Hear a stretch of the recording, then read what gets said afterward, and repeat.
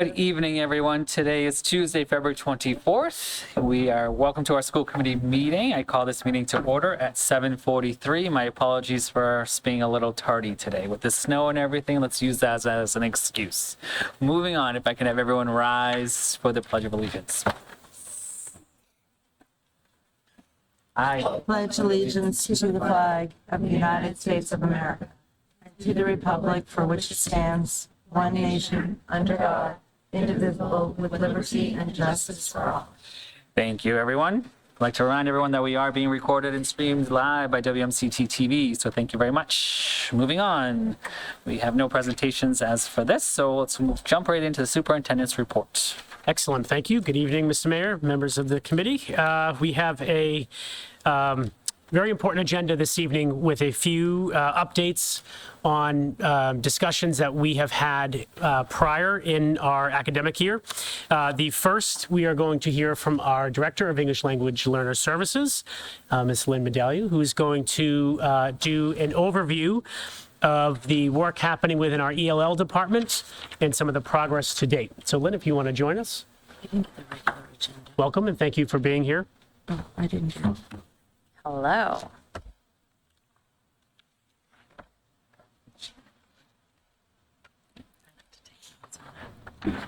Excellent.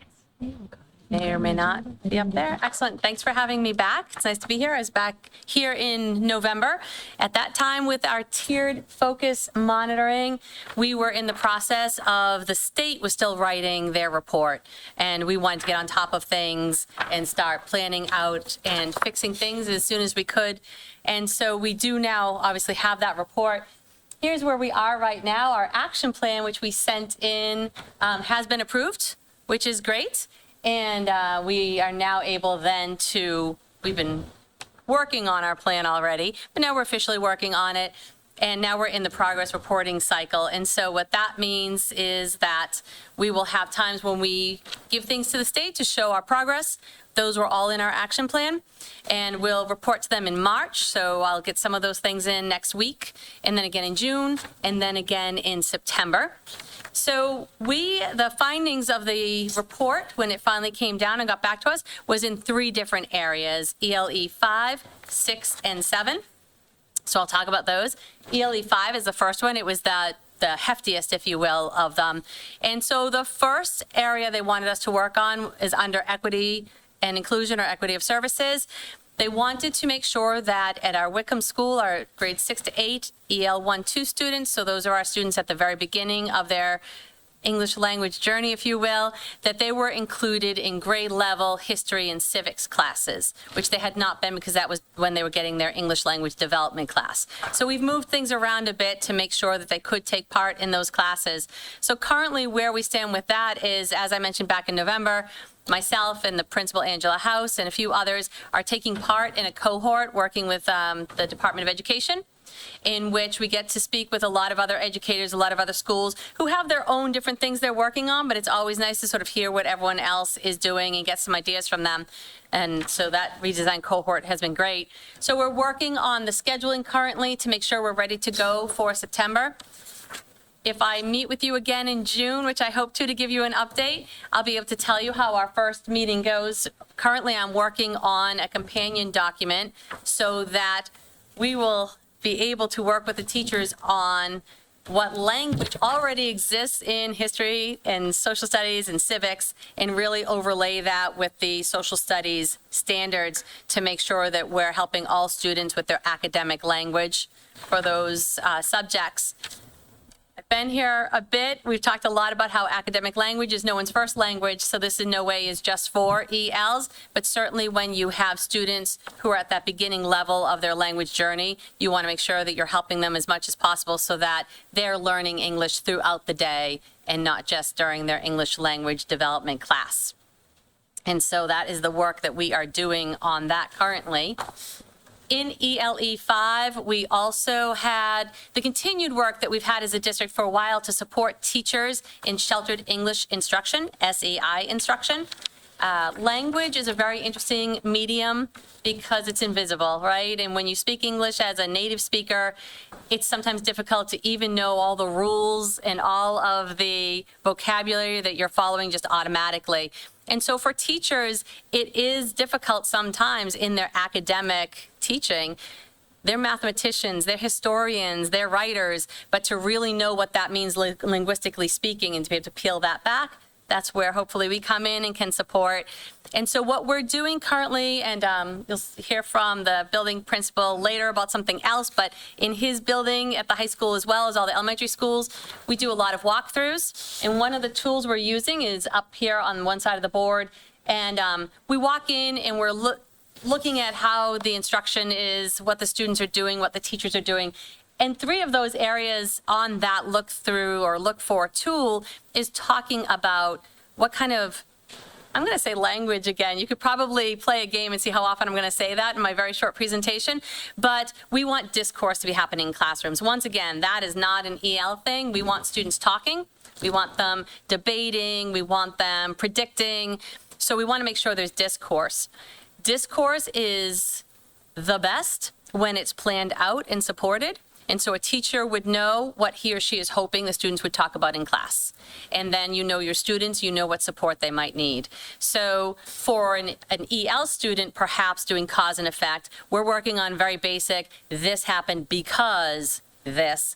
But for higher level students or non-ELs, we might be working with words like therefore, whereas, those kinds of words that students or kids don't use with their friends, but happen all the time in academic texts, and we want them using in their writing. And so helping teachers realize that is how they want them to speak as a mathematician or as a historian is the language objective. And so we're working a lot on that.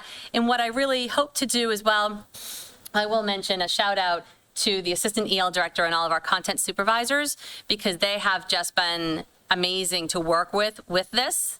They know their subject areas very well, and really helping the teachers as well focus on this. And then to really hopefully help people who are just sort of stuck, I'll be in buildings sort of meeting with teachers one-on-one and available if they're just like, can you just help me with this one lesson? Can you help me figure out why my language objectives are just not working for me? And so that's something hopefully to have that individualized support for teachers as well is one of the steps of this part of the plan. Another part of ELE 5 was just to make sure that we have sufficient staffing for all of the different types of EL services we have. In the elementary, we do have co-teaching happening for our 3-4s. You heard me mention 1-2s before. 3-4s are speaking in complete sentences. They're speaking with more difficulty in their sentences, but academic language is still difficult. And so in this co-teaching, we have an EL teacher working with an elementary classroom teacher during writing. And we really want to work on, and that is what the plan is for the spring, trying to make sure that we can help those EL teachers and the classroom teachers have more time or more opportunities to collaborate. One thing that I was working on for February vacation, because I was mentioning the superintendent was kind of like Sudoku, which I like a lot, is playing with the scheduling to see if I can make it so that our EL teachers are grade specific for that. That would allow them to know that one grade in and out, unlike now where we're like, they might be doing second grade and third grade and maybe 1 and 4th, and trying to get to know all of that. It would just allow them to become experts in that as well, not to mention allow that collaboration to happen more. And we also hope potentially we have amazing EL coordinators in our district, and they help the teachers all the time as well. They're in the buildings all the time. We hope to expand that support that they give to teachers a bit by allowing them to be part of more of the PLCs, the professional learning communities, and those meetings as well. And that's all scheduling, which can be kind of oddly fun if you like that sort of thing, which I do. The last part of ELE 5 was to do with our pre-K and kindergarten levels. When students are learning English at these levels, the state does not recommend they're pulled for any sort of EL servicing, but they do ask that those teachers could have collaboration and working time to talk about their lesson plans, how to help support the language development of those students. And so right off, as soon as this was brought up to us, because we didn't have those opportunities for them on a consistent basis. So our assistant director has been going to the pre-K and the kindergarten PLCs, and that will allow more conversation, opening up any support that they need. And then we also want to develop a system to monitor the students' language. Currently, there's a big test called Access that happens in January, and that is the major monitoring that the K students, the kindergarten students get. And we want to be looking at how their language is progressing more than that. And so that is one of our steps for this spring. So I'll be able to show that to you in June. ELE 6 has to do with reclassification. When you have a student in the EL program and they reach a level of fluency, they are reclassified or exited. They will no longer be in the EL program. They will be a former English learner, and because we like acronyms so much, it's a FEL. And then we monitor them for 4 years to make sure that they're doing okay and the teachers aren't finding they still need that support. So a few years back, the state had changed their reclassification, and we needed to catch up to that. And so we had a bunch of students who had been exited without meeting the Access exit criteria. So the Access is that test in January again. There are 4 different tests: speaking, reading, writing, and listening. And in order to exit, you need to get an overall score of a 4.2 and a literacy score, which is the reading and writing together, of a 3.9. So we had a number of students who did not get those 2 scores that we did exit. So I looked at all of those students that in the past years, looked at their data. I looked at their NWEA, their reading test data, their grades. I looked at why did we exit them in the first place, the teacher recommendations. I looked at their FEL monitoring forms, which is what we do every year to see how they're doing. The teachers give us input. Are they doing okay? Do we need to recollect them? We had, out of those students that I looked at, 33% of them were within 0.3 of the second criteria and having met the first one. So those kids were right on the line of meeting that exit criteria, and which was the reason when they were exited. They were so close, it was felt they're there, let's let them, move on into the classrooms. Another 35% of the students who were exited without meeting the score are consistently scoring above the district and state NWEA reading data, which is scores, which is nice to see. They might have exited when they shouldn't have, but they had strong reading skills and they've continued showing that, which was also very good to see. Now, there's 17% of them are right there at that line of the average between the state and the district. But then there was 15% that still were struggling. Their monitoring forms for the teachers weren't feeling that it was due to language, but their grades, their scores, these things were still struggling. So one of the tasks of mine was to reach out to the families, give them all of this information and ask, do they feel it's in the best interest for the student to join back into EL? Do they feel it was a language issue with their students? And so we have, let me make sure I don't get this wrong, we have 16 students in the district who will re-enter back into EL. And so that's about 8% of all of the students that we were looking at. And we were able to get those students to take the Access test in January to get current data. Some of them hadn't taken it in a few years, and so we'll know their proficiency level. And when I see you in June, look, I'm dropping all these so you get excited when I come back. You'd be like, when's Lynn coming? In June, I'll be able to talk to you about the students when we look at this year's Access scores. We're not going to exit anyone who does not meet that exit criteria, but we need to be ready for these students who linguistically are doing really well, just didn't make that, and what's best for them moving forward to make sure that we are continuing on their language learning in a way that's appropriate with them. And our last one is ELE 7, that's translation. As you know, we have an amazing and robust translation center. The state is asking that to ensure that we have appropriately, not we, only Marlborough, the state, have appropriately trained staff as translators. They have 3-tiered system of translator training, which I don't think I could say 3 times fast.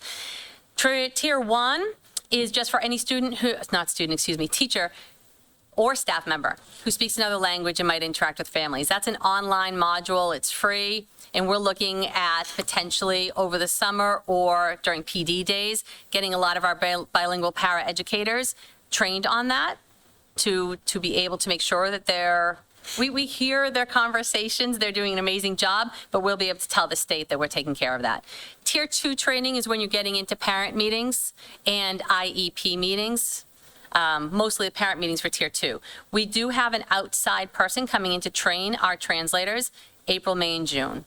So those are virtual meetings. It's 9 2-hour sessions. So they will be getting rid of taking care of our Tier 2 training this spring. And our plan is next year, we're not sure at this moment if it's going to be fall or spring, we'll do the Tier 3 training, which is really the IEPs and making sure that in those technical conversations that our staff is doing everything that the state wants them to do. And that is our plan for the spring. That's what we're working on, and I am here if you have any questions. That was a lot of information.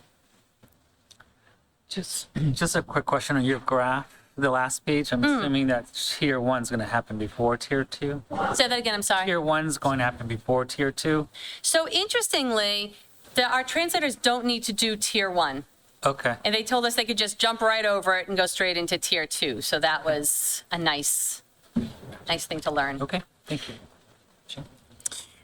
Can the students can only be moved out of EL once a year after the January access test? Now, yes. Okay. We used to, we in the state used to be able to use multiple data points. And so we might have mid-year transitions. We will not do it mid-year at all. We need to wait for the access score, and it needs to be those 2 scores and the students. It's funny, we have other districts who hold on to them past the 4.2 and 3.9. We had the other issue where we were like, go children, here. But so it would only be once a year now. Could you use the mid-year as a guide? Say that again. Could you use the mid-year as a guide? We have a lot of data throughout the year, and so definitely. And even at the end of this year, what we used to do is we would have our EL teachers, while we were waiting for the access data, they would look at all of their data and make their recommendation, and then we would get the access data and compare. And what we would ask them to do is if it didn't match up, tell us why then. What's your reasoning? So they had to have that data already. I still want that. I think that's really strong. And what I really want to get from that is who are the students that you're surprised about, because I want to make sure we're giving them the correct servicing in the next year. Yeah, well, and now that we are embedding them in non-pull-out academic classes, you can make those adjustments in what they're being exposed to, even if they haven't moved out of EL, right? Right. So the difference, the students who we're talking about here were level 4s, let's say. Yeah. So they were in their classes, fully embedded. But the difference will be the needing the EL instruction course, with an EL certified teacher is really what will be different. When the students don't receive that score, the question is, well, how are we making sure that we're still developing their language with EL services? Thanks. Sorry, I do have a litany of questions. I apologize, but so I'll start at the top. Relative to the social studies and civics students, how are we doing service to these students that didn't necessarily get social studies and civics? How are we now going back and trying to rectify and catch up some of those students that missed things? So it's interesting, we have at the middle school level, there's different, obviously, curricula for the 6th grade, 7th grade, and 8th grade is civics. And so as far as the 6th grade and the 7th grade standards, it might be ancient civilizations. It may be where they don't have that at this time. Now, at the high school, perhaps they might get more of that when they get up at that level. I mean, they take US 1 and US 2, maybe during world history. But if we have an entering 7th grader, they will have missed 6th grade because they weren't here then. And our students who were here but just didn't get it would be on par with that. They would not have had the 6th grade social studies curriculum. What I think we're lucky about is it's all very important and very interesting for students, but the 8th grade civics is really, to me, that how to be a citizen and how to be a good citizen for all of our students. That's 8th grade, so no one will, have missed that moving forward, which is good. And actually this year, and last year as well, our EL teachers, especially at the 8th grade, were incorporating some of those standards into their ELD classes, especially at the 8th grade level, because there's the project that the students do as well at that level to make sure the students took part in that. So I would just ask if there's a way of identifying some of those students that have missed it so that we can see what we can do to fill that gap.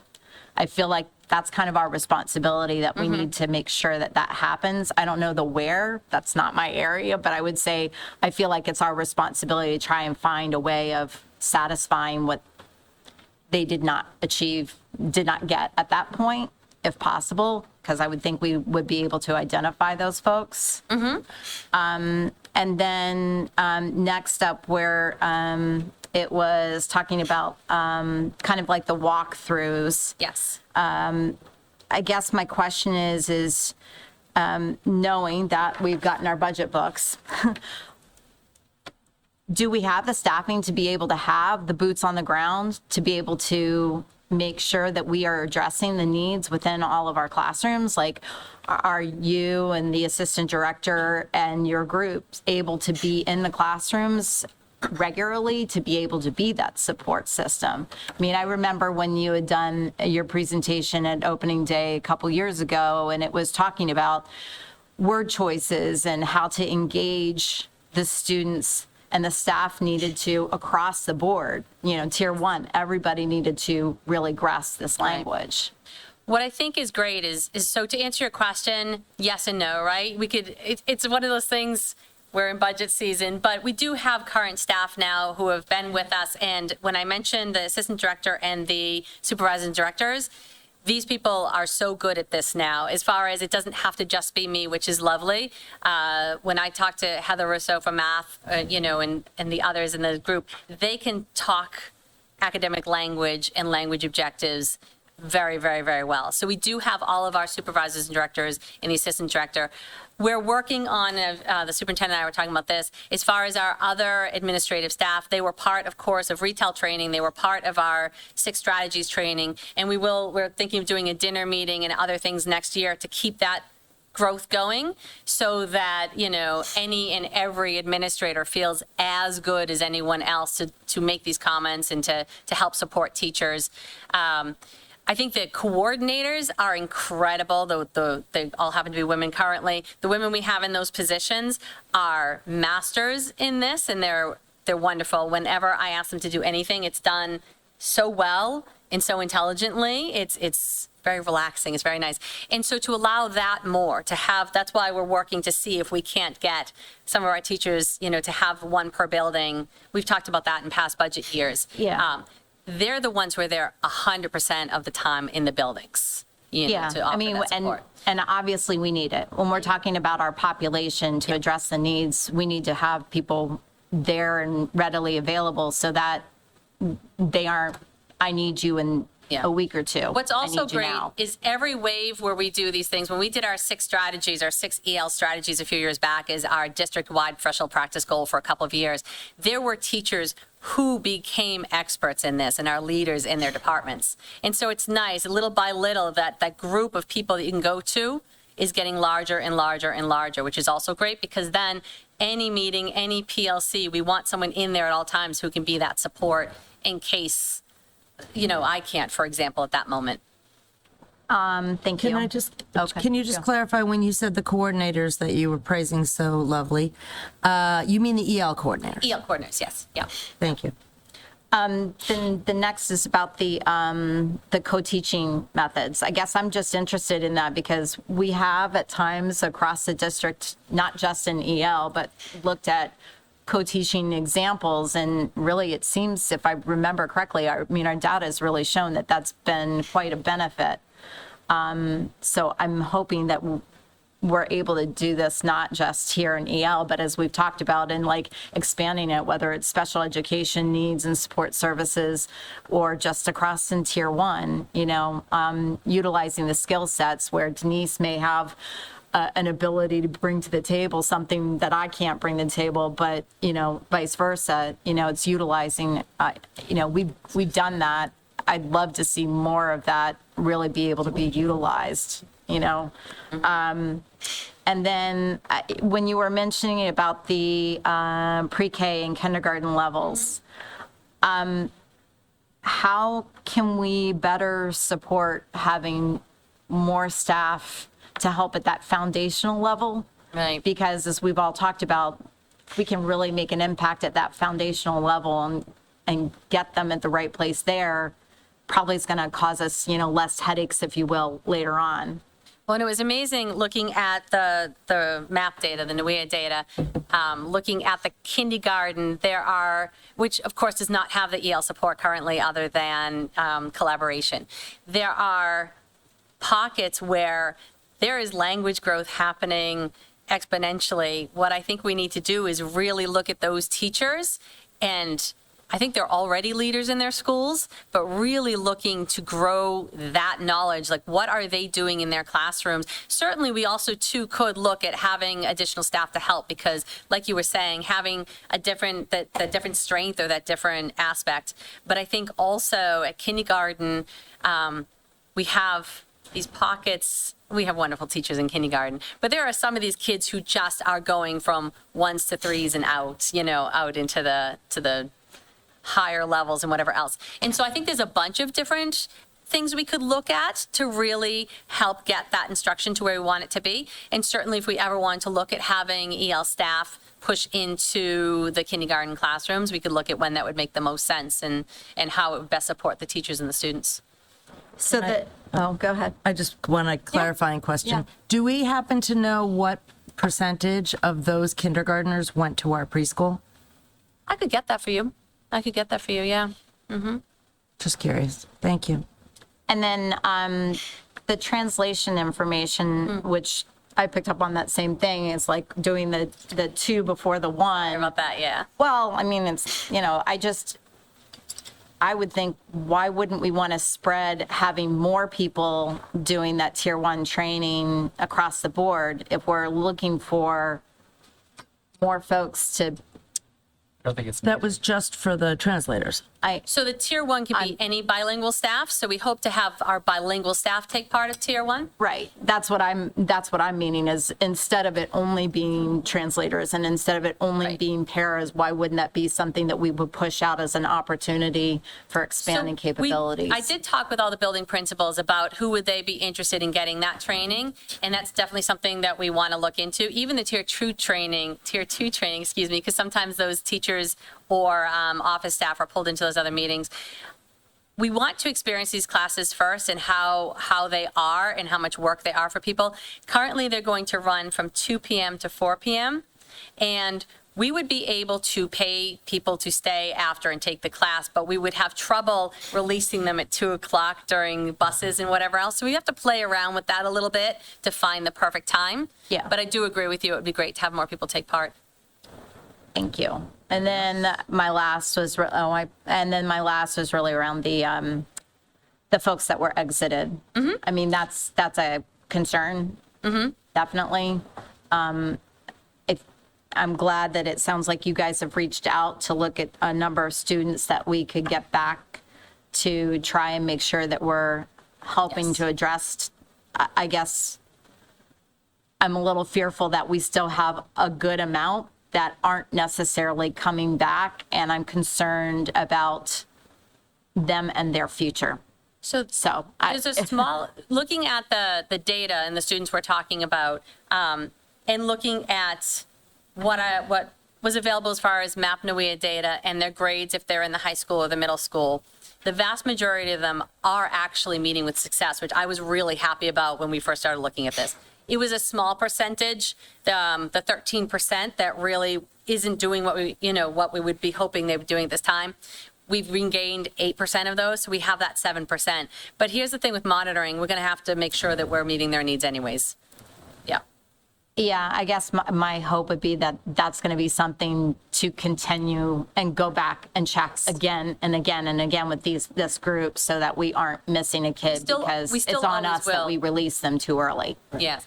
Interestingly, so all these students have been monitored twice a year for up to 4 years. So it comes into when they're meeting with difficulty, why is that difficulty happening? Teachers were reporting that they didn't feel it was language, but I think we need to do more work on that as well to make sure that we can really speak clearly what might be and what isn't.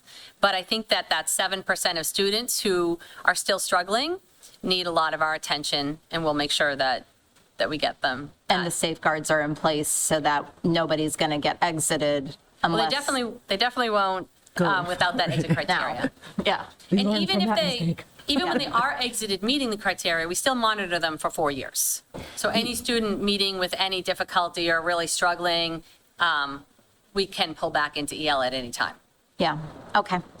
Thank you. Yeah, so can you just clarify what that FEL status is, like that 4 years? What Yes. happens during those 4 years? During those 4 years, they're not considered an EL student, they're exited. They are put into classes as general as any other student might be. They still have, every teacher is aware that they just exited or exited within the past 4 years. In our student platform, we have little alerts, and it will say exited this year, differentiation is still may be necessary. And then we have the teachers monitor or let us know how they're doing twice a year at grading time. So we reach out, we have a list of questions, they bring it back, it's looked over with the coordinator, sometimes myself or with the assistant director. We would look at it, and any questions we have about a student struggling, we then reach out to the teacher, or we have the question right on there, do you need a meeting based on this? And so either one of those ways, we might have a meeting. But I think it's a process that needs to be looked at because it hasn't often resulted in a student coming back and re-entering. And so therefore, I think there needs to be work done there to make sure that we're really going through the process thoughtfully and capturing these students who are struggling. I guess that's where, I mean, it sounded like you engaged with not only the student, but the parents or the guardians in the process. Yes. I'm wondering out loud, I hope that they understand what that means to get them back re-engaged, right? And or what they might be missing. Yes. So I went through translations to make sure. So although I like to think my Spanish is incredible, sometimes I feel I miss things, and so I don't like really important discussions to be with my Spanish. So translations reached out. I had a form really of this is when your student exited, this is what their score was, this is why, and they talked them through it. It was a long conversation. And then if your student comes back in, this is what it will mean. How are you feeling your student's doing? What do you think, what are your thoughts on this? And so it was hopefully something that was a back and forth and gave them lots of information and didn't sort of lead them one way or the other was the hope. Okay. So those conversations were with that 13% that weren't doing well, and you got 8% to come back. Mm-hmm. Yeah. Anything else? Sure. Did you want? Thank you very much. You're very welcome. Moving on. Still your report, Superintendent. Great. Moving forward, thanks, Lynn. We are going to ask Steve Serpina, the principal at MHS, to join us for a few moments to discuss some of the changes, recommended changes to next year's program of study for Marlborough High School, but also to forecast a little bit about some of the new programs that are coming on to the landscape at MHS that we're very excited about. We'll hear more about as we move through the budget cycle. But with that, Mr. Serpina, I'll turn it over to you. Thank you. Good evening, everyone. Thanks for having me. So I'm actually going to start with a little bit of the forecasting that the superintendent just mentioned. We're very excited to be looking at a few things that are not yet in the program of studies, but we're hoping to get them in there very soon. I know everybody received the program of studies in the edits, so I hope you had a chance to kind of look through them, and if you have any questions, we'll certainly have time for questions at the end. So we're really looking at I'll call them programs, 3 new programs. One is the accelerated pathway for ELA and math. One is looking at a biotech-focused course through Project Lead the Way, and the third is a day alternative ed program at the high school. The accelerated pathway, we've had a lot of conversations about this between the high school, the middle school, with the superintendent, the assistant superintendent, looking to potentially start this as early as grade 6, but essentially at the high school with 8th graders having the opportunity to take high school courses in the 8th grade for 9th grade high school credit. We think that'll be a great opportunity for them, but it would also, towards the end of their high school career, kind of open up some space within the schedule to take some classes that might be of high interest to them, or to take another AP course or something along those lines. We will ask students to commit to the program once kind of everything's finalized. Like, if you want to be in this pathway, you're going to be in this pathway. And as I said, it'll kind of allow for opportunities when they're upperclassmen. There will be on and off ramps, meaning if we have a student who transfers in from another district in the 9th grade and is potentially looking to jump into this pathway, there'll be off ramps as well, knowing that especially in the first year or two where we're trying to kind of iron out everything, if students decide, this really isn't for me, and figure out those off ramps for the students. Project Lead the Way, this came about in large part, we did a survey to the students earlier in the year about their interest in specific internships. And the biotech field was kind of far and away one of the top responses.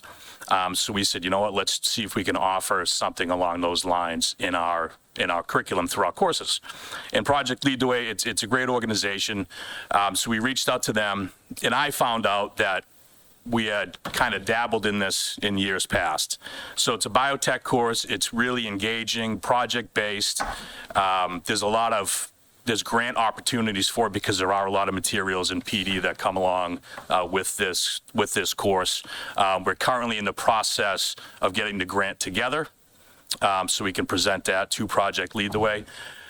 I look at this as an opportunity for students who may not be kind of an AP bio student, that might not be of interest to them, but do want to take a science class. And this is very hands-on. This is very project-based. This goes much beyond kind of for example, they have a mannequin and they look at, a person who has been killed. It goes beyond the forensics. We've had forensics classes in high school before, but it kind of goes deeper than that. So it sounds like a really interesting course. When I met with the Project Lead the Way rep immediately when we talked about this, I had a group of kids in mind that I think would take this course. So really excited about this. Again, we're in the process of kind of finalizing the grant. Hopefully we'll get that. And then the next big piece with that is the teacher who's going to teach the course. There's a pretty extensive professional development training that we'll have to organize for that teacher. But we're really excited about this. The third thing is our alt ed program. So as you all know, we currently have our night school program. We're looking at this alt ed to be a day program. Not all students in alt ed necessarily work during the day and have to be at school at night. We're also looking at this as a day program. We want kids who maybe you need alt ed, but at some point you're going to be able to kind of flow back. It'll be with us. It'll be taught by current Marlboro High School teachers, so we don't need any extra staff to do this. And there are clear entrance and exit criteria. I know Sarah Casey has been working on this for a very long time and has a pretty extensive criteria for the alt ed, but we think this will just be another great opportunity for our students. And again, we already, in our heads, we already had a list of students that we think this would be of great benefit to. So really those three programs are things that we're really interested in. We want to get them up and running as fast as we can. We're still in the preliminary stages of some of this because we have to, for the accelerated program, for example, we're gonna have to get in the weeds with some things logistically and to kind of figure that out. But we're excited. It's just more opportunities for our kids right? And it's not the same things we're throwing at our students. We're trying to give them a multitude of diverse opportunities for our diverse learners with their diverse needs. So we're really excited about that, and hopefully, kind of as we go through the budget process, a lot of this will become clearer so that we can eventually get it into the program of studies.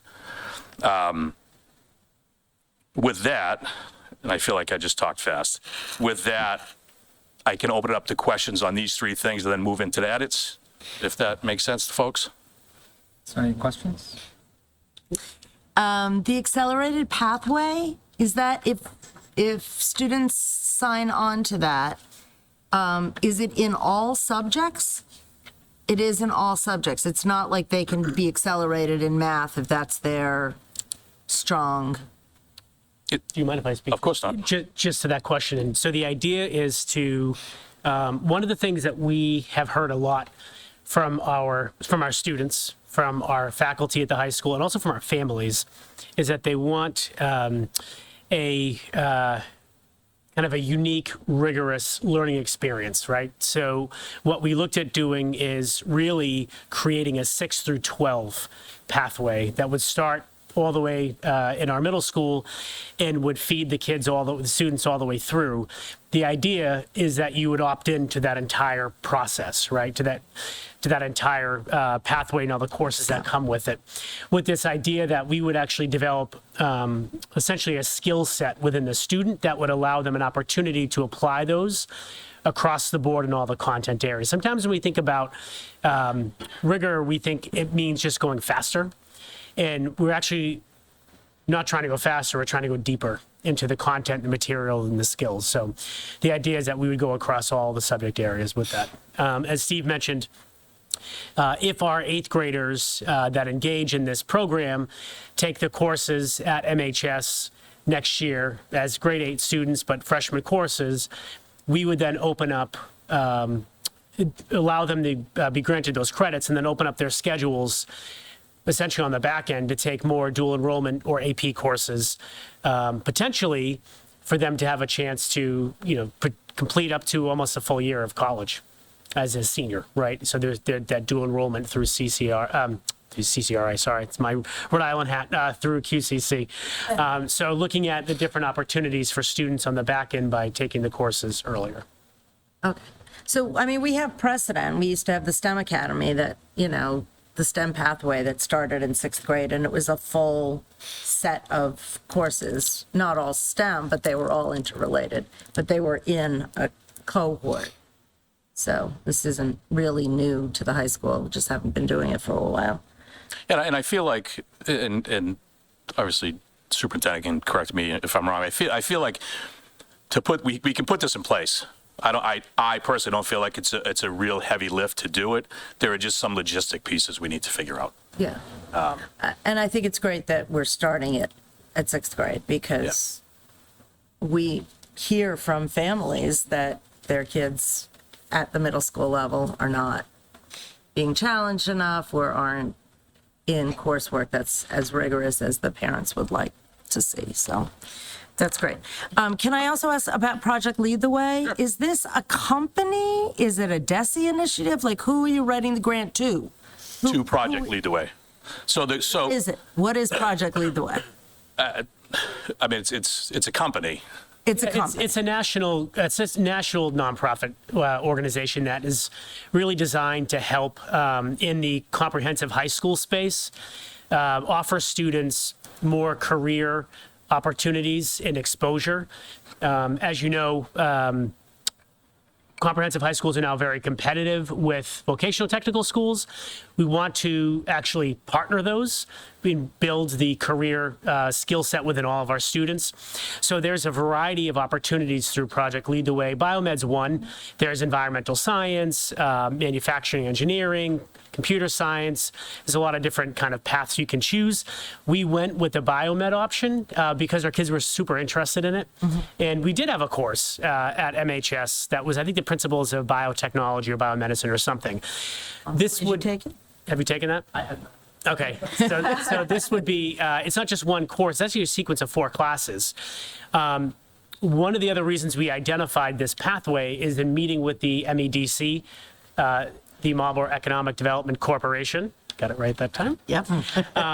We had some discussions about where they could plug into our high school, and there was a lot of energy and excitement around the Marlboro biomed industries being able to join forces with us in this space. Perfect. So the grants actually go to Project Lead the Way, Got it. and essentially they have different levels of grants. Some will cover materials, which can get pricey for some of the courses. We're lucky we have a lot of the materials already, and then some will cover, say, a teacher for their professional development. It just kind of depends on the level of grants. But we're in the middle of putting that together now. Awesome. Thank you. Anything else? Steve, thank you, and Jay, appreciate the big picture context on the 6 through 12 learners journey. Question for me is, these three were identified, sounds like prioritized.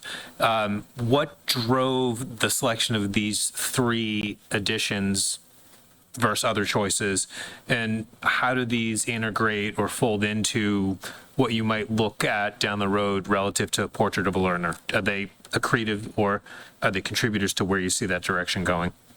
100%. I mean, and Jake can certainly jump in, but for me, the accelerated pathway to what the superintendent talked about, we hear a lot about rigor, and we feel like this is a way to kind of ensure that we are providing that rigor that the students and families are craving. We also feel like we talk about opportunities for students and different opportunities. We have different learners who are going to go in different directions when they leave MHS. So that was one of the drivers for the accelerator program.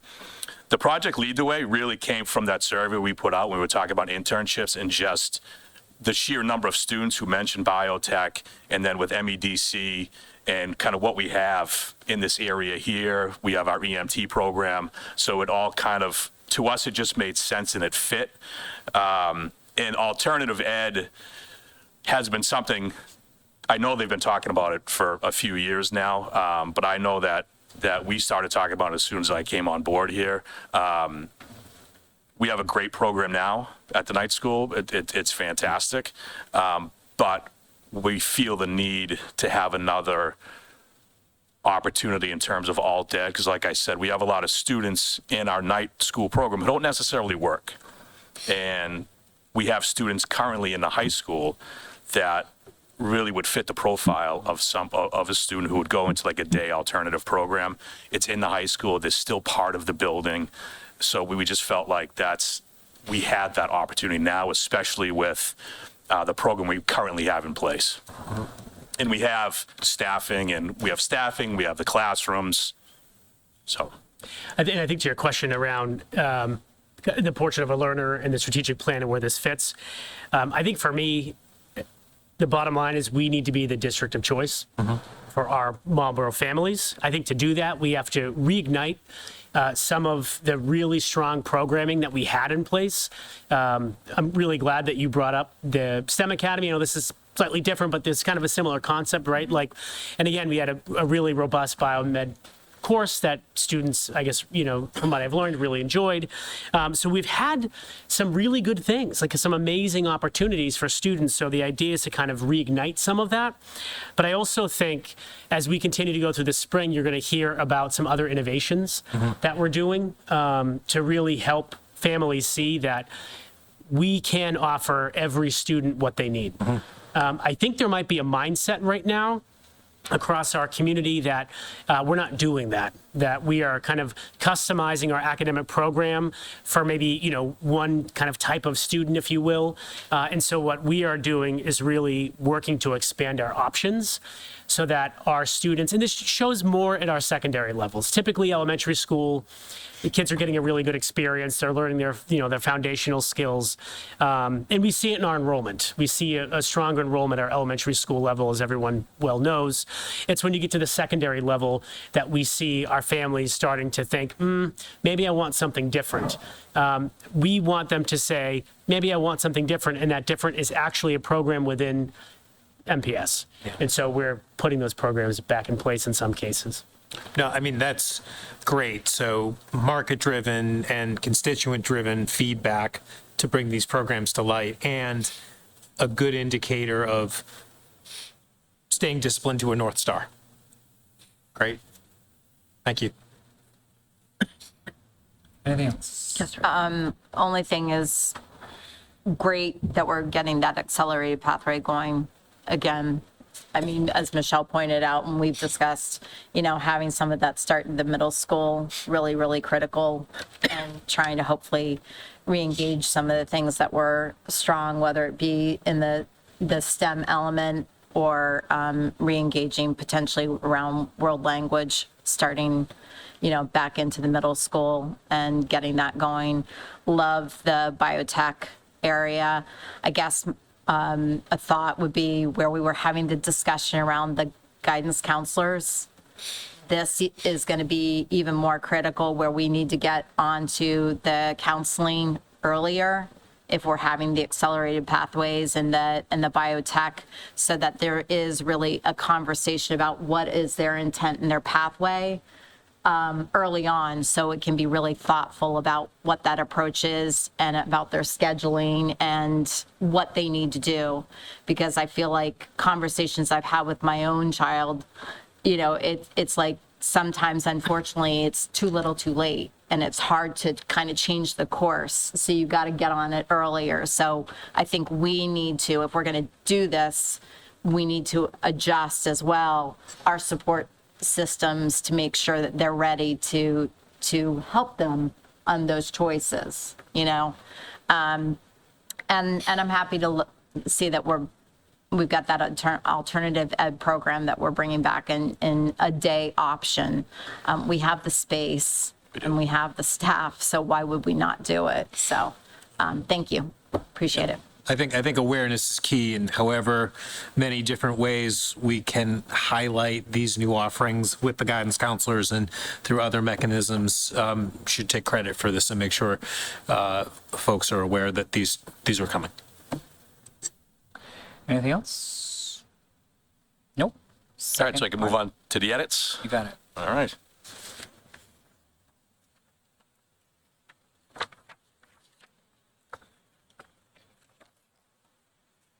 So I know everybody has the edits. There really weren't a ton of big changes. There was a lot of language changes in terms of how the course descriptions were. But I'll start with early college. I have learned that through our early college program right now, students can earn up to 33 credits, not 36. And when I looked into that last year, the high school proposed a public speaking course to QCC as part of early college, to which QCC said no. So as of now, if a student does all the QCC courses, then the student will have 33 credits. That being said, we are working with our QCC person in our QCC person at the high school and at QCC, because I know they're trying to bring on some additional courses that they'll offer for us. So that was just kind of a clarification for folks. EMT program, basically they changed some of the wording so that students know that if you're in the EMT program, your courses are going to be in the afternoon. So if you're a senior and you're hoping to get early dismissal, your EMT courses are going to be in the afternoon. They also have an information session where if a student is interested in EMT, they need to go to the information session with a parent or guardian.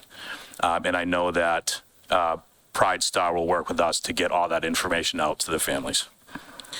As I jump into kind of the core subjects, one thing you're going to see is the addition of essentials classes under each of the core subjects. So the essential classes, the description of an essential class was always written in the special ed portion of the program of studies. However, they were never broken out into courses within the specific departments. So we're doing that for this year. So in English, if you see addition of essentials pathway courses for English 9, 10, Media Lit, et cetera. So those are basically essential courses mirror those courses. The students in those courses have an IEP, It's taught by a special ed teacher, but their IEP goals and such are written to align with those courses. So each course subject, it's now, we've always had them from what I understand. It was just never broken out in the program of studies. And this year, in talking with Jody and my team at the high school, it just makes sense that we actually list out the courses in the program of studies. So you'll see that across the board. Math, we removed Algebra 2 Pre-Calc and the Multivariable Calc course because we added AP Calc. And you can see in the program of studies, in the math section, you can see the different math pathways that have kind of grown out of that. We've changed some names. And again, there's a bunch of essential courses that were placed into the math program of studies, which have always been there. History, the only additions were the US 1 and US 2 essential courses. Science and tech, they actually added an engineering innovation lab, which is a new course. And that course is focusing on the engineering design process. It'll be very hands-on, very project-based. So we're pretty excited about this course. And we did add a human anatomy and environmental science essentials, which to my knowledge, we didn't have before. That's really looking at, that course kind of examines the human body and how our decisions affect the environment. It talks about the biodiversity of the earth and recycling and pollution and things like that. So it's a pretty relevant hands-on course.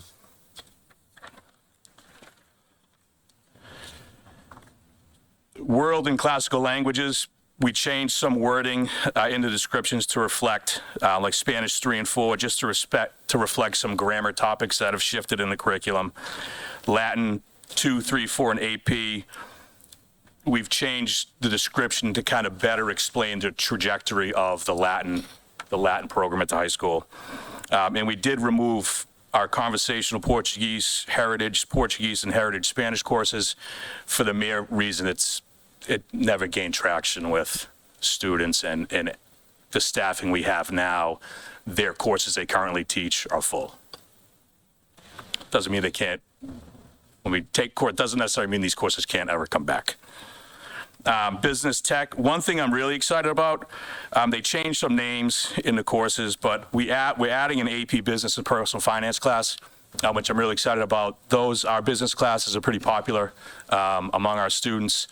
They do some pretty cool field trips. And what I really like about this AP course, there's no prereqs. So again, I feel like this is just another opportunity for us to try to get students to kind of take a swing at an AP class. You know, we've in this group, we've talked about kind of all students maybe taking an AP course at some point in their high school careers. So I feel like this is a great opportunity to start looking at that in this course. Visual arts, really, again, they just made some verbiage changes. We updated, for example, video classes to include our Panther media projects. I don't know if anybody knows about those, but we have those kind of Panther casts that we do, that Mr. Lima does as courses, which the students and staff love. Music, again, just some name changes. They did take out, for example, in wind ensemble, they removed a minimum of 1 year's experience. And again, they're trying to get rid of those, I guess, kind of prereqs to really try to get as much attraction in their departments as possible, which I think is a great thing for the students. We also took out where it used to say music department supervisor. We took that out because we don't technically have a music supervisor. So again, just a lot of wording changes. Same within wellness. They moved around some things. For example, Project Adventure used to say grade 12, but Project Adventure has always been a grade 11 course. And there is no fitness testing that comes along with Project Adventure. So again, some wording issues. And one thing that we've talked about, we used to have health issues reality check as a course at the high school, which has gone away, I believe, and I could be wrong, but it went away either budget cuts or repurposing of staff.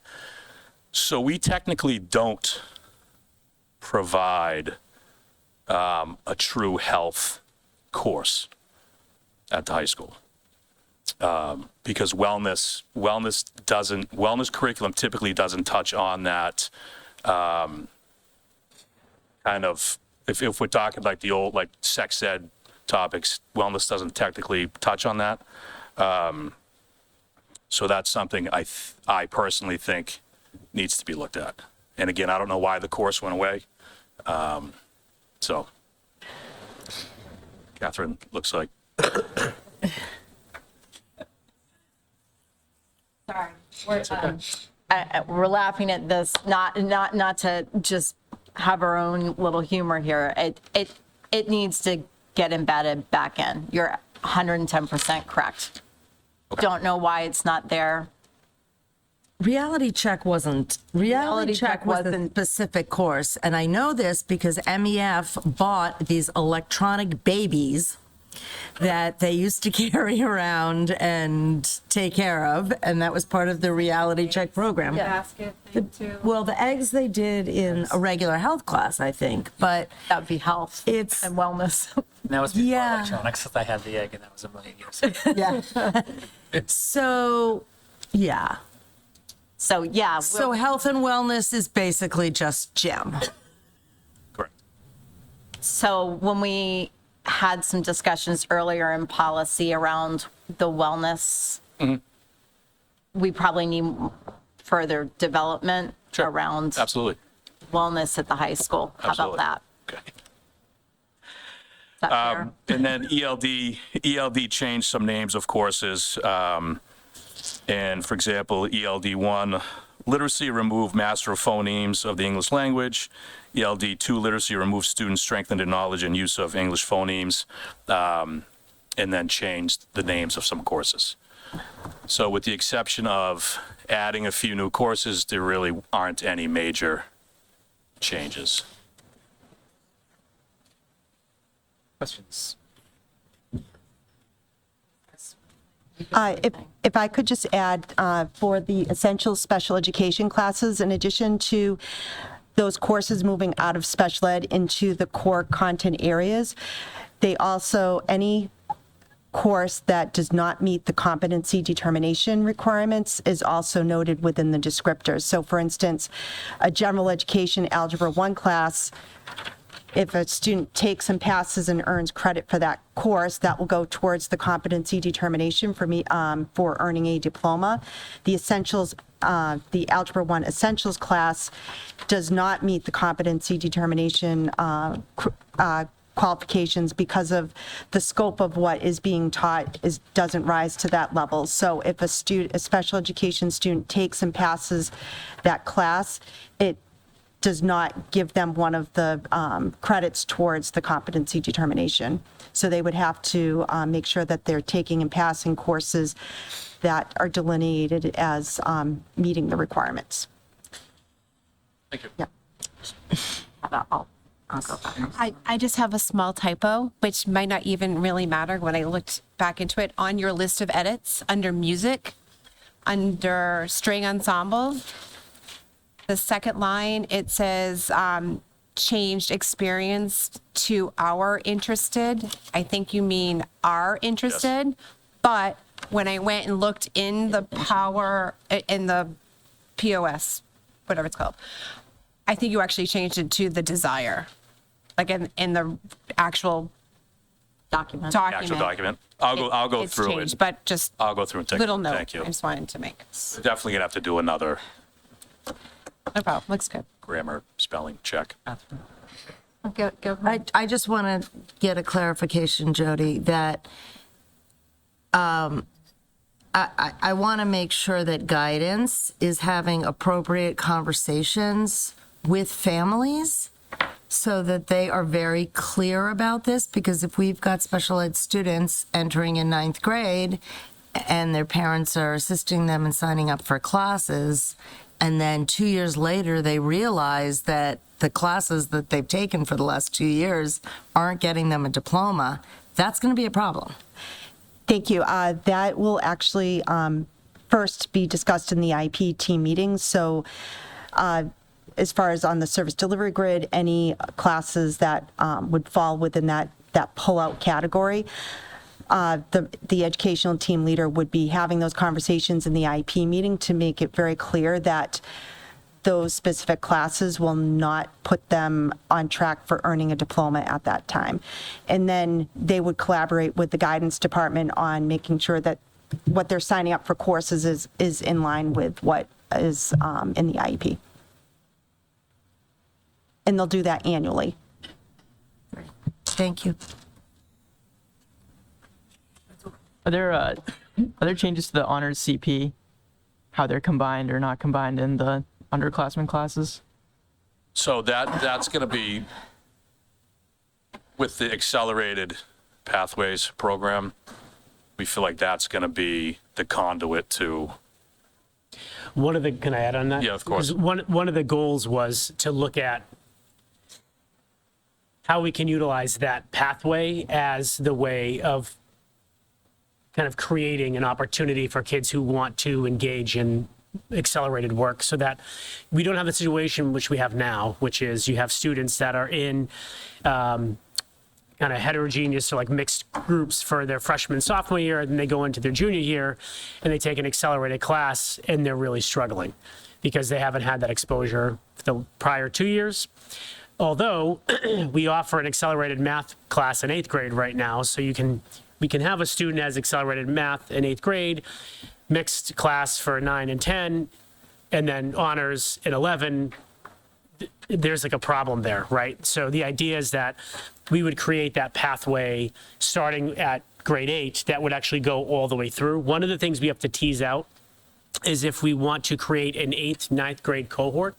So next year, a group of 8th graders that would take an accelerated 9th grade class that could be and could include 9th graders taking that accelerated class too, right? So by nature of developing that cohort, we could do an 8th, 9th grade combination. The other thing we're looking at is, do we want to create that program now with just a group of 8th graders taking an accelerated 9th grade course just as a group of 8th graders, right? Or do we want to create, so in other words, is the legacy group going to be an 8th, 9th grade cohort kind of rolling together, or an 8th grade cohort? Because we are trying to address that exact issue. The thing we're trying to be very careful about, and I know this is also super important to our community, is not ending up with 3 or 4 different levels and all kinds of issues that come, equity issues that come with that. Tracking. That's right, right? So we're trying to create a structure that doesn't allow that to happen, but addresses the acceleration and that rigorous coursework in 8th and 9th grade that we're trying to get at the same time. Does that make sense? Yeah. Can I jump on that? Because I feel like we have a huge opportunity in this young man to gain as much as we can from you about your experience before you leave us. Of course. And I'm sure you have fellow students that for sure. could also speak to this issue, because I know it's been, for some students, these combined heterogeneous classrooms have been probably positive in some respects, Yeah. but also there are challenges. So we really need to hear from the students. And I know that you meet regularly with students. Yeah, and but- we've had a lot of really good tool in a group that we meet with. We've had a lot of really good conversations. Okay, great. I just want to make sure that's Yeah. happening. We're going to squeeze every ounce out of you, Atul, before you No leave worries. us. Oh, so me, okay, thanks. So definitely with where you were going with the special education students and the IEP meetings, is there any way that we can, instead of making another part of the process to then get guidance involved, can guidance be involved, like with the IEP meetings? So we're not trying to get somebody else to then come and get involved, like, let's have them there so they're all on the same page, all at the same time, to make sure that student's successful. They may be already invited. I'm not entirely sure. I can find out if they are already participating in the meetings, and if not, I can certainly make sure that they are. I can talk to my folks at the high school too, because it makes perfect sense. Thank you. It's like one more step Right. to potentially miss. So why don't we put everybody in the room and everybody's on the same page, and that way that counselor then is ready to support them the whole way through, right? They're not missing a step. I believe they are usually there. Okay, Just cool. Share. awesome. Not on your list of changes, but I'm going to ask you guys, can you please take a look in the document that you sent through, like the not PowerPoint, the Word doc or Document, whatever. yeah. Can you guys take a look at your course selection information around guidance counselors and their involvement? Yep. Only because when it's talking about schedules will be provided to students during the summer and any adjustments and all of this about people being available, I have to say that it's like in an ideal world, and like you may think that means that somebody might be available from here to here, right? I may think it's like here to here. We need to help bring clarity so that families, students aren't thinking, I haven't talked to my counselor yet. Should I have talked to them? Or I can't get a hold of them and it's the middle of the summer and who do I go to? I'd love just some more depth to Okay. help families Absolutely. You can do that. if possible. Yep. In the EMT program about needing to have a parent or guardian of the interested folks with them. Ideally, that's wonderful. What do we do for the student that has parents or a guardian that aren't necessarily involved? Can we provide an option to figure that one out? Yeah, we were actually talking about it as a team. When I see our EMT teacher, I'll have a conversation with her because I'm sure there are options we can do. I'm sure there is. I just don't want to have the kid that goes, I can't get Right. I can't get my person there. Yeah. What do I do? Or use that as a stumbling block? We'll not use that as a barrier. That won't be Yeah. a barrier. I wouldn't think so, but I'd rather say it out loud so that way we recognize that we don't want that Yep. to happen. But also how the students know that it won't be a stumbling block unless it Right. clearly states that you need a parent or guardian. Or come see administration should you need, or whatever, blah, blah, blah. Love that you've got that AP Business and Personal Finance added. Needed it, that's great, fantastic. I love that the prerequisites are getting pulled back on some of the things, especially within music. And I would, hope in some cases with the arts and things like that. I love that you all pulled back the unified programs back into the areas of study too, as opposed to just being in special education, because it just helps, I think. And definitely with wellness, let's have more conversation Absolutely. about that. Yeah, how about that? There you go. That's it. Thanks. Anyone else? No? Thank you. All right, thank you. Thanks, Steve. Thank you.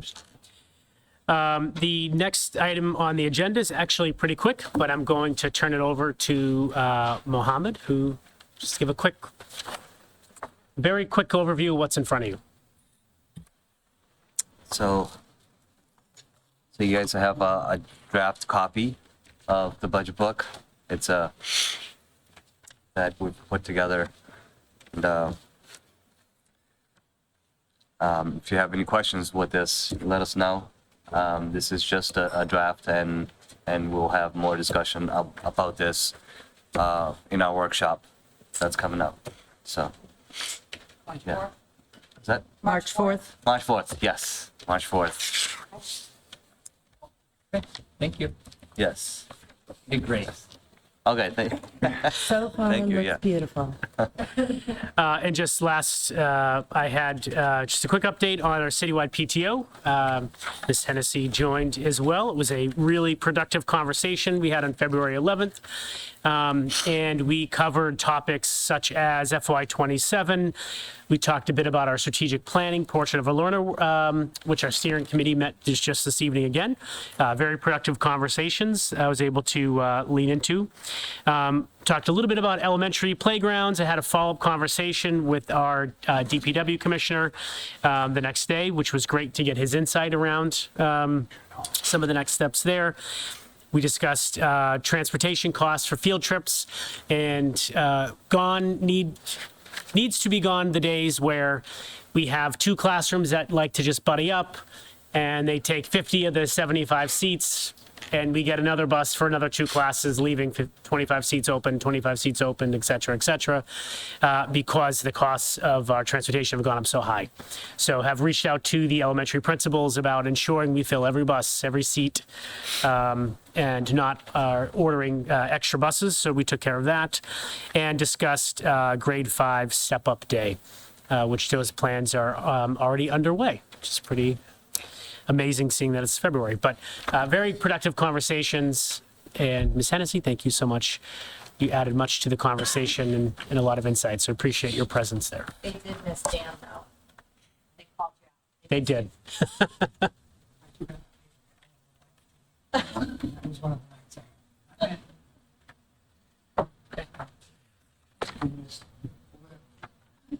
Anything else from you, Mr. That concludes my report.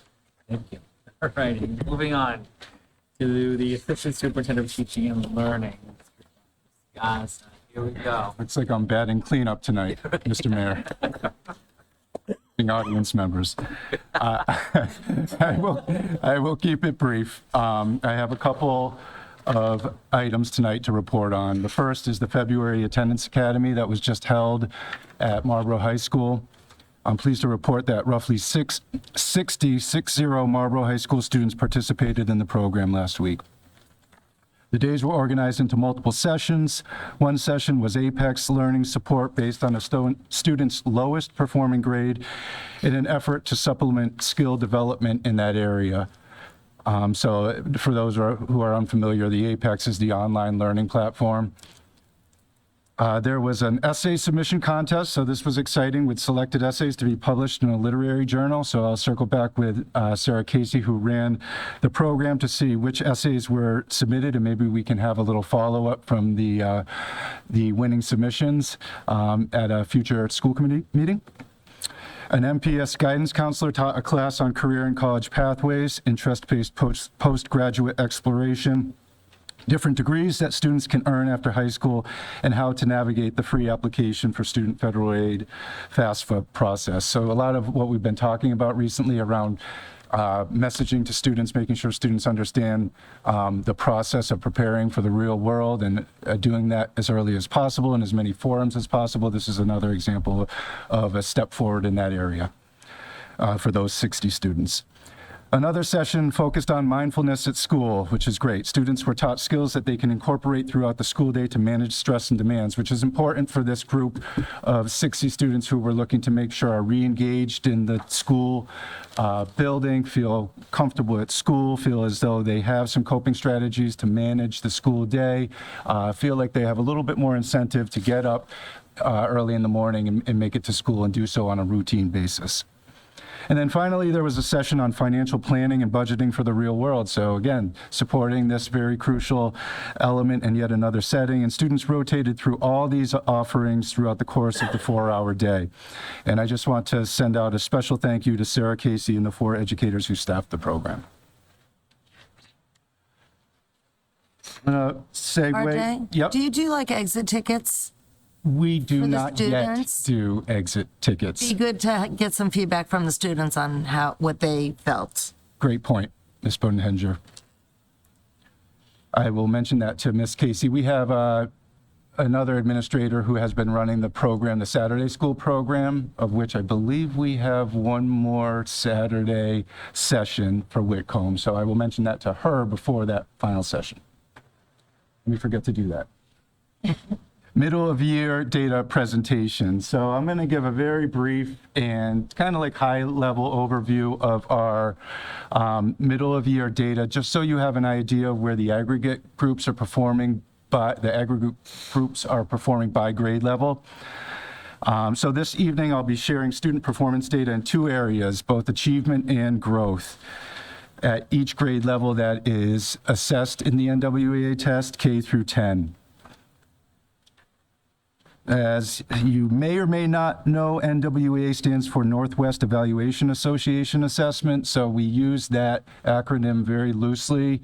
This is a pretty common screener that's given across the nation. Over 2,000 school districts use NWEA, so I just want to make sure I'm being very clear on what NWEA is and how popular it is as an assessment tool. This assessment tool is also referred to as the MAP test. So you might hear someone who's presenting or educators or administrators say, oh, we gave the MAP test or the NWEA test. And MAP just stands for Measures of Academic Progress. So NWEA MAP is defined there. And Or you'll hear NUIA. NUIA, yeah. That was a new thing for me. Like, we gave him the NUIA. I'm like, oh. So that's, yeah, you might hear that too. NWE, yeah. as a side note, MPS has utilized NUIA MAP, NWA assessment system in reading and math for close to a decade. So as you may recall, we used the FastBridge universal screener for a number of years, and then we transitioned to NWEA. So as I had mentioned, over 2,000 school districts nationwide utilize NWEA MAP. And this assessment system provides us with nationally normed reference percentiles that you'll see in my brief presentation. The assessment is designed to track progress over time and assigns projected growth targets for each student in each grade level, which is important. We look at both achievement and growth, but one key component of NWEA is that it'll set a growth target for each individual student. I'll talk about that a little bit more in a minute. During the presentation, I'll be referencing the aggregate achievement percentiles by grade, as well as the percentages of students who met growth targets by grade. Furthermore, I will highlight mid-year success and areas of focus based on the most recent winter assessment period. And then I will conclude with the current steps that MPS leaders have taken. So as you may imagine, as soon as this data is released, there are a lot of conversations at the leadership level, and then subsequently at the building levels, and then subsequently in the classrooms with the teachers around this data to make sure that we're using it in a timely fashion and making relevant and appropriate action steps accordingly. So with that being said, some steps that MPS leaders have taken will be highlighted, as well as action steps that the leadership team has identified to push instructional practices and student outcomes forward prior to the spring end-of-year assessment period. So I'll just give a quick kudos to Dr. DeFalco, who has set up a new process for our leadership team where we're sharing the results by school. Principals are doing that in an open forum, if you will, amongst each other. So everyone is hearing like where the schools are performing, getting tips from each other, hearing about the immediate action steps that specific schools are taking in specific areas, and perhaps replicating some of that. RJ, just so everyone's clear, NUIA is given 3 times a year, Yes, correct? fall, winter, spring. As you may recall, we've had this district goal for a handful of years, and I'm very pleased to say that I believe this is the first year that we are going to reach this district goal. So just to reiterate for the audience at home and for the school committee members, at least 60% of students in each grade level, K through 10, will meet or exceed their projected growth target as measured by the spring 2026 NWEA assessments in both reading and math. So this is what we're using to measure students' achievement with our district goal, with our district improvement plan. We use it as a baseline for educators to build their goals off of. So we're in good shape, as you'll see from this presentation, with hitting this goal and then building upon it. So as I had said, you'll see from this slide that currently at the mid-year point, we have 5 out of 11 grades that have exceeded the 60% growth target. They're highlighted there on the slide for you, so you can see which specific grades. And equally as important is that we have 4 grades in reading that are within striking distance, and I define striking distance as 3 percentage points. So they're right there. And then you have the 2 outlier grades that we will concentrate on, that being grade 9 and 10 at the high school level, grade 10 obviously being an immediate area of concern. Just to back up, so this is our district goal is 60%. Yes. How do we decide on that 60%? Like, why not 75 or? I'm just curious as like the backstory, like how do we get to that? It was relatively arbitrary at the start. We set a goal based on data from previous years where we were seeing a pattern of growth that was not hitting the 60%. So we wanted to set something that was attainable, and 60% was the number that we landed on. Okay. Since we set that goal 4 years ago, we have kind of teetered around maybe 4 grades hit it, maybe 5 grades hit it. One year, I think it was 2023, 24, we did pretty well where we had maybe 8 or 9 grades that hit it. But we've kind of sat right at that 60% mark just because it seems like it has been an attainable goal in previous years. So, and this goal was set 4 years ago. Yes. Okay. Can I just add 2 things? The expected growth is 50. So my sense is the idea is to go beyond. When you look at the way the Department of Education measures student SGP, student growth percentiles, 60th percentile is what's considered like high or aggressive growth. So I certainly wasn't here when that was set, but my sense is that might have been integrated somewhere. I will say this goal will sunset at the end of this year. And why is that? We're going to shift to achievement Okay.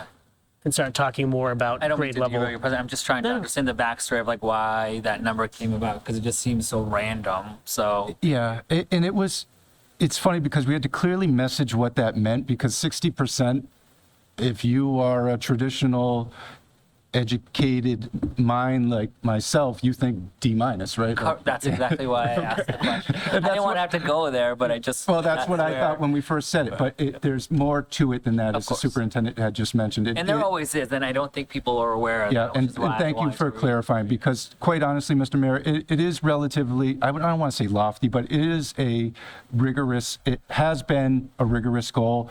Sure. But like the superintendent said, I think there is more stock and merit in an achievement goal in the future because we can directly correlate that to MCAS performance and results. Okay. Thank you.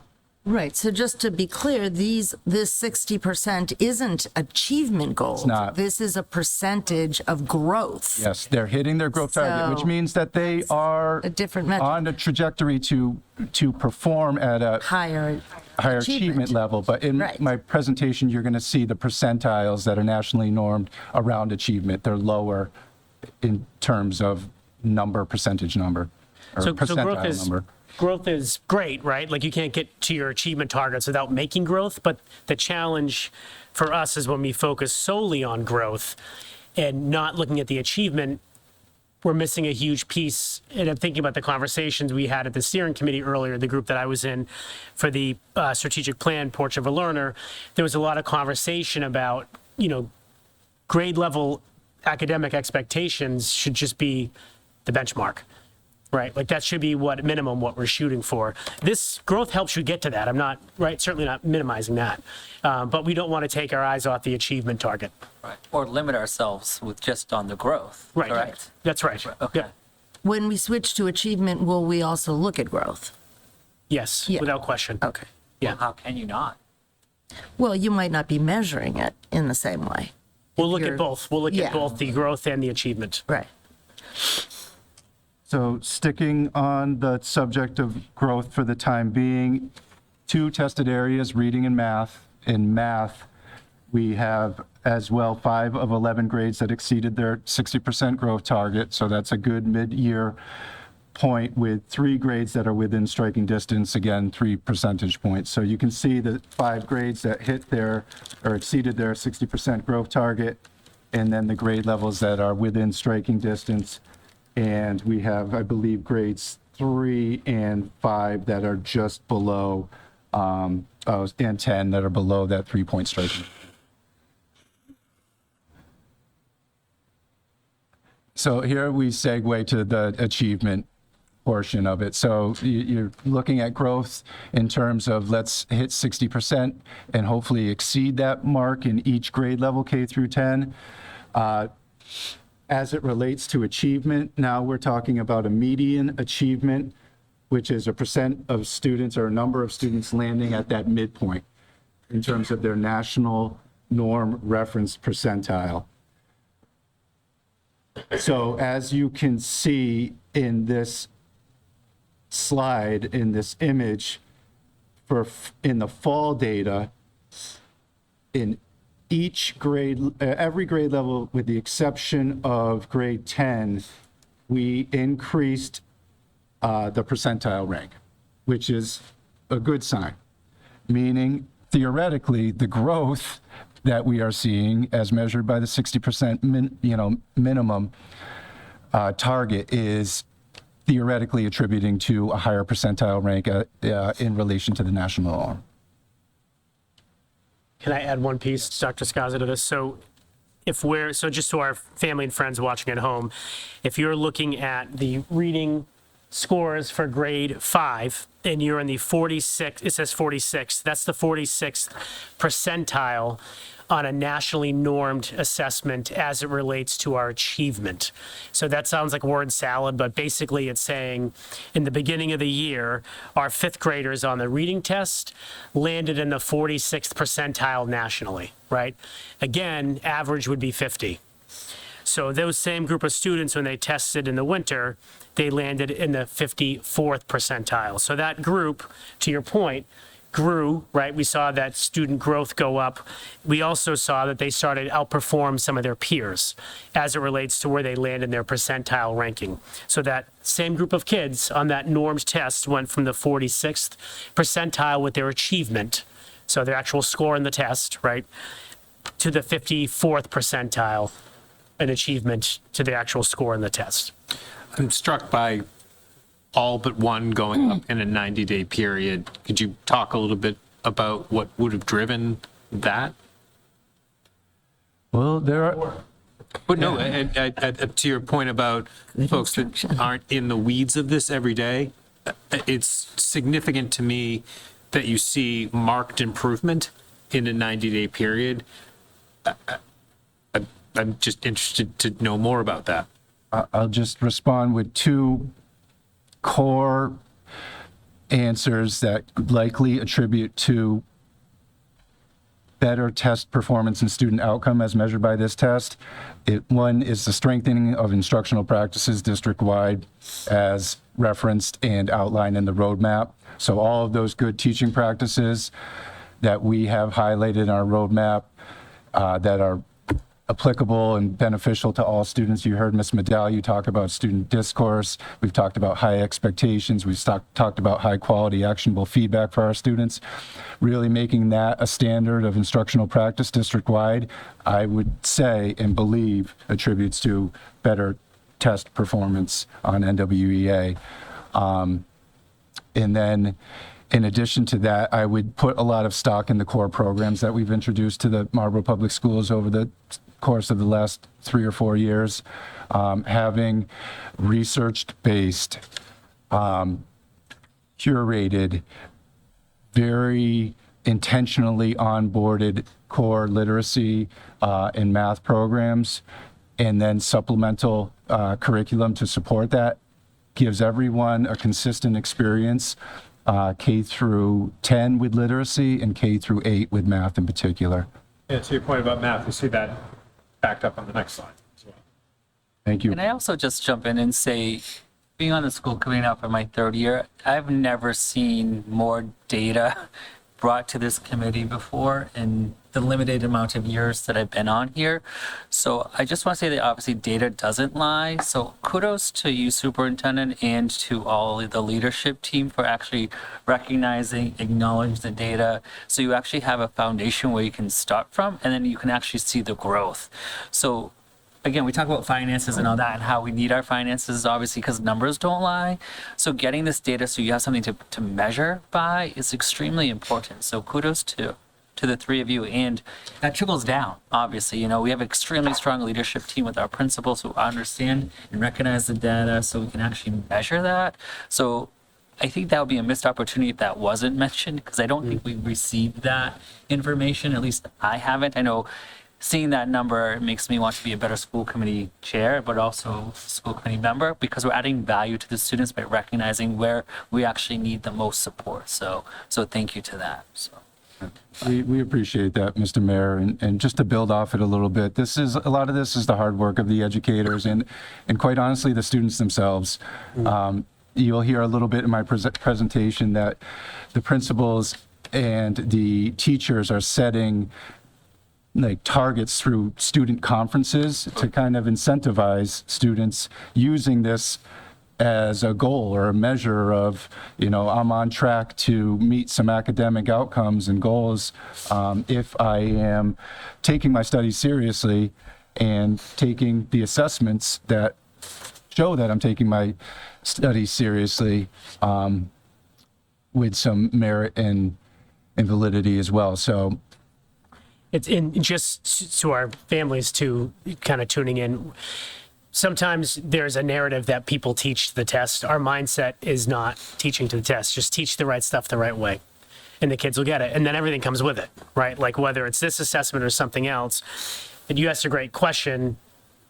What Dr. Scaz is talking about is really like an instructional infrastructure. So all the stuff that's being built so that the teaching and learning can happen in a really meaningful way. Things like your core programming, our roadmap that has a core set of instructional practices that everybody is adopting. The professional development is now aligned to those instructional practices. So there's a through line, you can see it. And to your point, Dr. Scaza, the teachers are really working incredibly hard, but they're also working smart. So there's a lot of really good things happening that's leading to the changes here. Yeah, I mean, we'll dwell on the success whenever we can. I think the architecture or the scaffolding makes this be sustainable. It's systemic, right? Right, Yeah. and repeatable. And the data tells us where we need to lean in, where we need to maintain, which helps drive, how we budget and how we invest. I think the other point that matters here, well, a lot of it, the individual student conversations. Classrooms are not monoliths. They're made up of individual students. So behind these scores or behind these outcomes are individual conversations with individual students. So stating the obvious, but I think it's important to just look at these and see students behind them. We've talked a lot as a leadership team about we get the outcomes for the system we've built. If we don't like the outcomes, change the system. And that's what we're doing. So to build off of the previous slide on the reading achievement percentiles, now just looking at the math achievement percentiles, which is very similar with all of the 10 grades with the exception of grade 1 that was in the 46th percentile in the fall and in the 46th percentile in the winter. Every other grade level did make growth in terms of their nationally referenced percentile rank from fall to winter. And we do have kindergarten, that's something to really highlight too. When you talk, the superintendent was talking about that 50th range, right? Like that middle ground, then you're positioned relatively well at that point. But from there, every 5, 10 percentile points that you can increase and start to get into the 70, 75 range, you're really performing pretty well against the nation who uses this assessment, the districts in the nation who use this assessment. So to have our kindergartners at the 60th percentile at the winter mark is really a success. So just to conclude my presentation with a couple of additional highlights that we may or may not have already mentioned, but 73% of students met their growth target in grade 8 math. Very strong number there. Kindergarten, as I just mentioned, performing in the 60th achievement percentile in math is a great thing and a great number. And then 65% of grade 1 students met their growth target in reading. That's a strong outcome. And then an overall statistic here of 20 out of 22 total tested grades content areas improved their achievement ranking. So those are some pretty strong numbers. So from this data, and to support the superintendent's point around strengthening our systems, here are some of our next steps that we have either currently started to take or plan to take. Each principal presented their school-based middle-of-year data to the leadership team, as I had mentioned before. This allowed for team brainstorming and collaboration. It was a very productive environment with a lot of good dialogue during that time. Each principal is meeting with individual educators, as I had mentioned, to review class data and set action steps.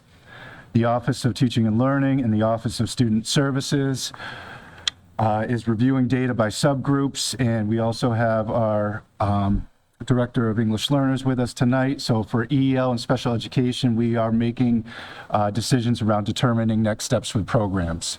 So a lot of those conversations have happened to specifically make sure our system and our core programming is meeting the needs of our subgroups. That will be something that you may hear me and a guest, a supporting cast speak to at a future school committee meeting. So I presented aggregate data tonight.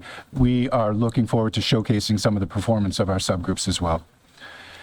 And then student-teacher conferences, I had mentioned with targeted goals. This is actually happening across the board. I have to confirm that we're doing this at the high school. I don't know for sure, but I know I've heard Principal House reference that her teachers are setting individual goals and her guidance staff is doing that, as well as elementary principals referencing that they have their homeroom teachers setting individual goals with students in the classes. And then finally, NWEA student progress reports are being shared with parents. That's something that hadn't been standard practice in the past, so it's really important that parents understand not only what this means and they're able to absorb and comprehend all of the acronyms, all the jargon, all the percentiles and percentages, but also be able to kind of offer some incentive and encouragement on the home front. These results should be up on the refrigerator, so to speak. So we're making sure that parents have this information and that they can celebrate and showcase it on the home front. Closing remarks and questions, just as I had prefaced with, we are confident that we are headed in the right direction here to meet the district goal. And I feel that we will be celebrating that at the end of this school year when we close out the spring assessment period.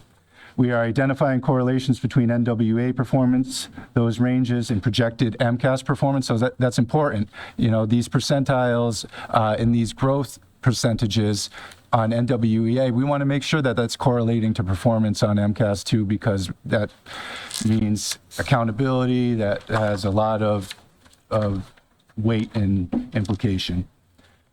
And we are strengthening our Tier 1 core programs to be accessible to all students, as I had mentioned before. So with all that being said, open it up to questions. Good. Questions? All right, just one on the reading grade 10. You guys are now talking, I'm guessing, with the high school specifically about how to address that, Yes, because that's yes. a big outlier. Yes, thank you. Denise? I just wanted to say thank you for the data. It was very easy to read and follow. And I hope that in the spring, when we have the spring data, you can just put it right on the same presentation and we can compare it all. So You thank got it, Mrs. Ryan. Very easy to read, so I really appreciate it. Yep. Thank you. I appreciate that. I tried to keep this easy to read, and I was a little offended because Google kept on saying, do you want some design suggestions on your PowerPoint? No, I think it's clear, but I will take your advice and we can just put them side by side for the spring data. Can I just ask a question? So if we want to correlate NWEA scoring to potential MCAS scores, MCAS is aligned to Massachusetts standards. Massachusetts standards are different from other state standards, but if NWEA is a national test, how does it correlate to Massachusetts standards so that it will be an honest So comparison? I'm going to bring a group with me to help explain that at a future meeting. My initial response to that is when you look at, as Chris Henry refers to them, the rainbow charts that show like where they're performing within that range at the grade level in terms of percentile. There is a correlation chart that I believe NWE offers that says if you're within this range and in this color, the likelihood with great certainty is that you are going to be performing at this range on the MCAS test. They have a correlation chart, I believe. But we can talk a little bit about that when we look at subgroups, because that's important to look like where they are hovering in terms of achievement percentile and NWEA. Some of the students that are moving from one range to the next, we are putting a lot of stock in that translating to now they will likely perform at a meeting expectations range, maybe a partially meeting to a meeting expectations range, which is a strong weight in terms of overall accountability percentile when they take the MCAS test. So I think the two do go hand in hand, but we can talk about that a little bit more. And I just want to add one piece, that's because RJ and I have had this conversation too. The thing for us to, this is going to come out kind of snotty. I don't mean for it to, but Massachusetts Standards. on the national, right, the NAEP test, we score, usually it's us in Connecticut that are like right up at the top. So the challenge we have is this is a nationally normed test. So where our fifth grade in reading might fall in the 54th percentile on achievement, that's nationally against 2,000 other school systems that we don't know. When we take a Massachusetts assessment, right, if we were to just isolate the Massachusetts districts, that could look very different, right? So I just want to put that out there because I do think when you're looking at normed tests, your sample size and your sample pool is actually significantly important. So just a word of caution as we're thinking about that. There's also a philosophical question of relative to where we are as a district, where should we be? And yes, the state is an important comparison. I don't want to lose in our ongoing dialogue the introspection of, but where should we be relative to our potential? Sure. Yeah. Anything else? Thank you. Moving on to acceptance of minutes. Minutes of February 10th, 2026 school committee meeting. I can just roll. Motion to approve. Motion to approve. a question, you know. Motion to We had one change that I sent to you. But we have to, and when he asks his question, then I will say that. If there's a change, you can also just, you can. I can? Motion All right. to approve the So, amended minutes. motion to approve with one amendment, which is in, hold on, I gotta find it.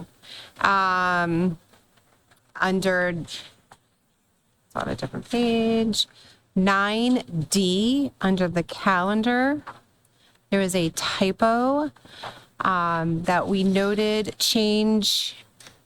The noted change is November 3rd, Election Day will be a professional development day for teachers. No school for students, not teachers. There's no school for teachers.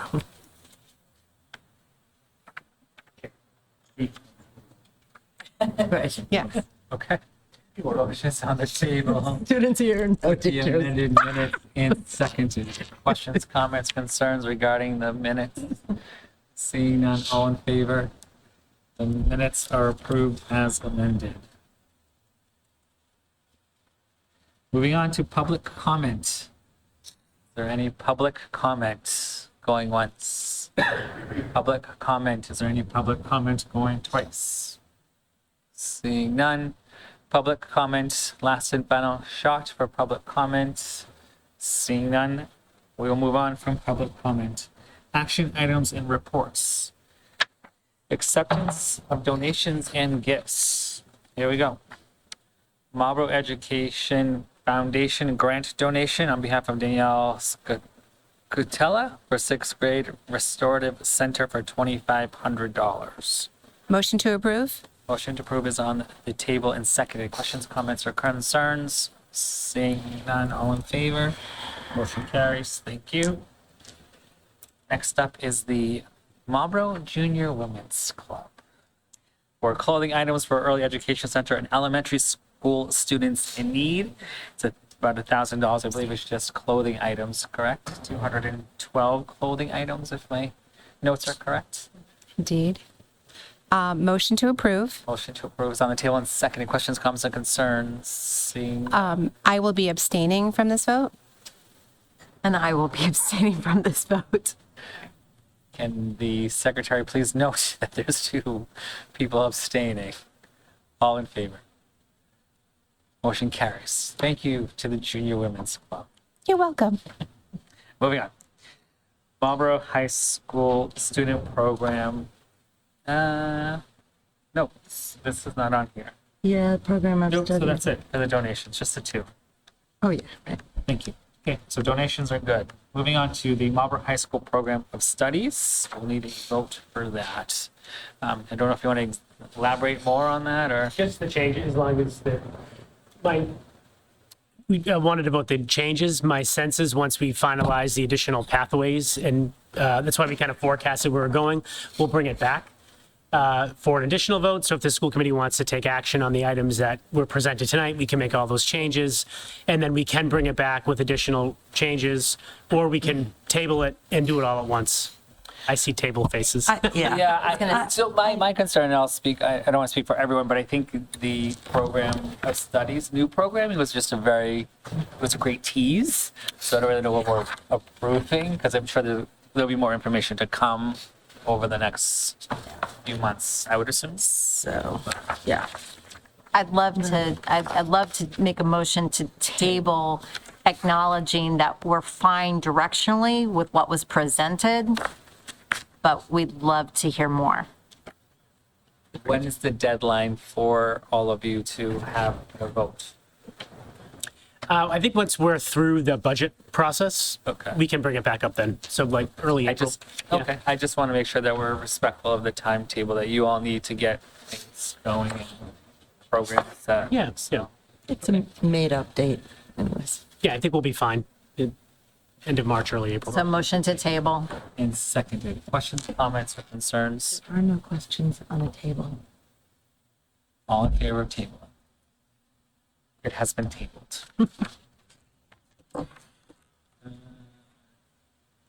Okay. Reports of school committee subcommittees. Yes. For policy, we are going to have our meeting on Thursday. So that's posted, and we're looking forward to a robust discussion on a number of different things. Thank you. Any other reports? Nope. Seeing none, we'll move on. Members forum. Members. I've reviewed the warrant, and I'll be signing that tonight. Yes. I have a couple things. First, I want to mention that the Metro West Princess Boutique is coming up on March 7th. So any students that might be in need of a prom dress, shoes, jewelry are encouraged to sign up. And anyone interested in volunteering can also do that. And we still are collecting donations. This is open to all Marlboro students as well as any student in the Metro West area. And then also want to plug Mamma Mia is coming up. It's the high school musical. I haven't seen a lot of promotions on it, so I hope that our promotions team is out there going to be promoting it on the socials soon. It's less than 2 weeks away now. It's March 6th through the 8th at Wickham. So hopefully we'll see some promotion of that soon. It'll be a great show. Is that it? Yeah. Anyone else? No? Just wanted to make sure folks were aware. I know I received my child's school's report card. So this is the report card on the school's performance, not on the child. And I think it's a great resource. I appreciate its transparency. I assume those are generally distributed for all the schools, and I'd encourage families to review them as they receive them. Thank you. Anyone else from members forum? Okay. I think that wraps up the members forum. So Move to adjourn. move to adjourn is on the table in second. All in favor of adjourning. We are adjourned at 9:36. Thank you, everyone. Have a great night.